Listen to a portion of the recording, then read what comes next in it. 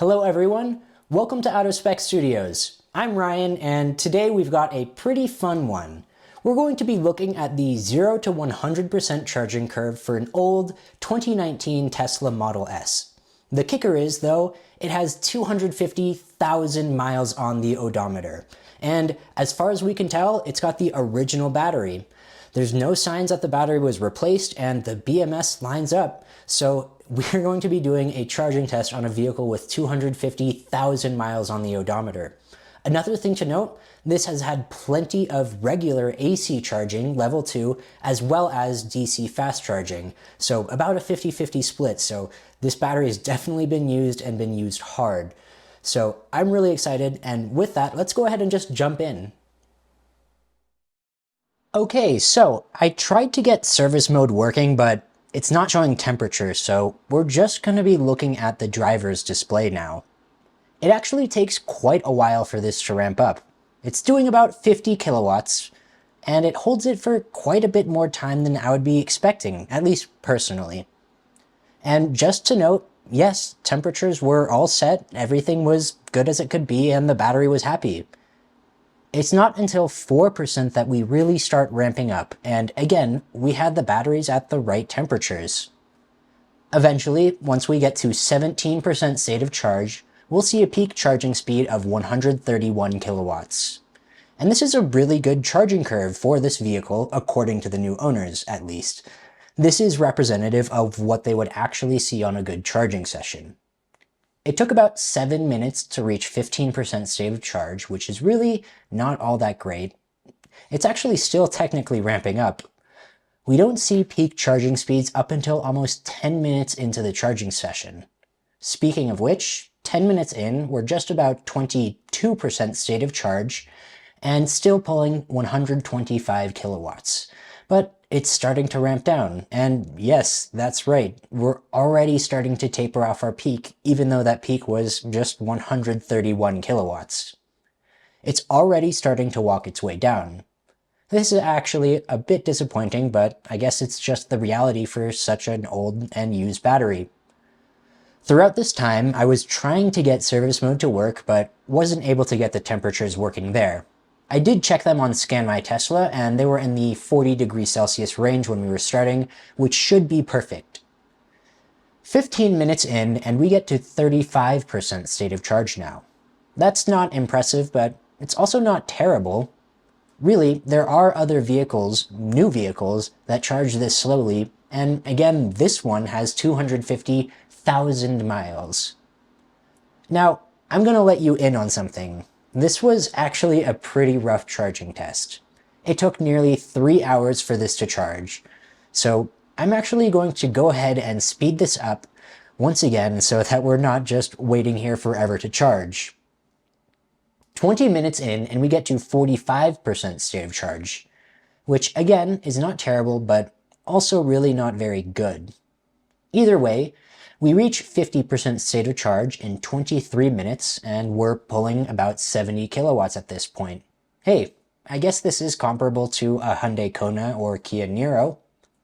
Unfortunately, things continue to get worse from here. It's just not a good charging vehicle. One thing I would like to point out is, yes, this is an old vehicle and it was purchased for less than 10 grand with incentives, so that's a pretty good deal as long as you can get those incentives. 30 minutes in and we're at about 60% state of charge, and I'm going to go ahead and speed it up again. Now we're doing about 55 kilowatts. That's similar to a Chevy Bolt's peak charging speed, and I think that's actually a pretty good comparison. The Chevy Bolt is another used car that you can get for probably around $10-ish thousand. 80% took 52 minutes and it's really slowing down now. I'm going to go ahead and speed it up yet again. In the end, this whole test took almost 3 hours. A funny thing to note is, during our 70 mile per hour range test, I got about 203 miles, which coincidentally took me just over 3 hours. So the charging test was nearly as long as the range test. I can't say I've had that happen before. However, one thing to see is charging speeds are really, really slow right now. 2 kilowatts and right around 96% state of charge. I was really worried I was going to be here all night at this point, but what was actually happening was just some calibration, some top balancing of the cells, and the BMS was not actually correct in saying 97%. It was actually at 100%. In the end, it took 2 hours and 41 minutes to get there. Now let's take a look at that charging curve. We see the slow ramp up in the beginning, and it holds the peak for a little while, up until about 20%, and then it pretty steadily walks its way down. It's a relatively smooth taper all the way until it gets a full charge. Not too many surprises here. Next, I want to throw up a few other vehicles with no real rhyme or reason. They're just some of the worst charging vehicles that we've tested. First, want to have a shout out for the Chevy Bolt, making everything else look pretty solid in comparison. Next thing I'd like to point out is there are actually a few vehicles that have somewhat similar charging. The 2023 Tesla Model Y all-wheel drive with the 4680 battery has a pretty similar shaped curve, though a much higher peak in the very beginning. The Polestar 2 has a slightly higher peak, but overall is pretty similar to the charging curve. Lastly, we've got the notorious Toyota BZ4X, and that is actually worse than the old Model S for the entire time. Again, this old Model S is amongst the worst charging vehicles, however, it does have some company. The next question is, of course, what does this mean in the real world? That brings me to my favorite chart, the range versus time graph, which shows us how much real-world range we would get back over time. This allows us to somewhat directly compare these vehicles when it comes to both charging speed and efficiency. One thing to note is these are real-world ranges, and we get our range tests out in the real world with different conditions, so there is going to be a little bit of variation in those conditions. However, we do have all that information noted when you hover over any given vehicle. Now, I've gone ahead and collected some of the worst charging vehicles so that we can do a little bit of a comparison. However, at the top, I did also include the Volkswagen ID4. It's the all-wheel drive Pro S, and this is kind of like a baseline for me. It's not a great charging vehicle, it's not bad either. It's good, a solid baseline to me. The old Model S is able to keep up with, say, a 2021 Polestar 2 long range for about half an hour, and then the Polestar 2 charges a bit better.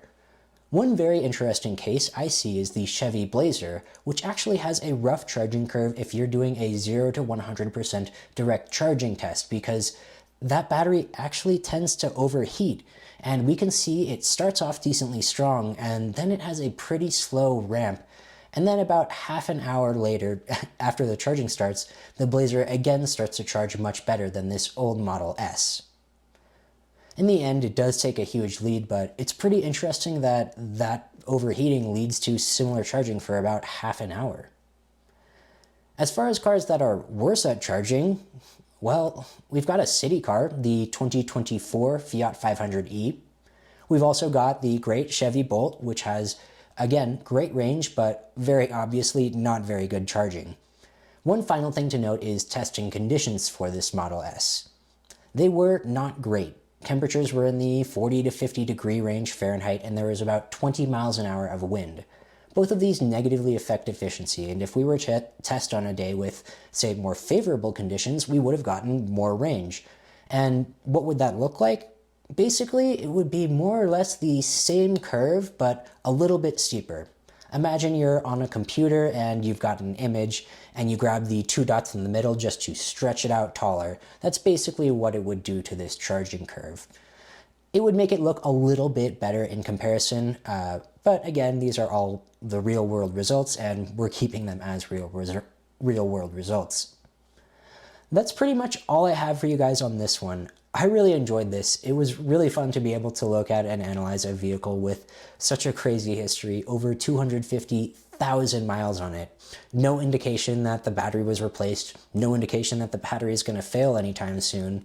And another thing, it's a 2019 model. It's only 6 years old, so to have 250,000 miles already, pretty interesting and very cool to be able to do this test. Well, that's all I have, and thank you all so much for watching, and I'll see you on the next one.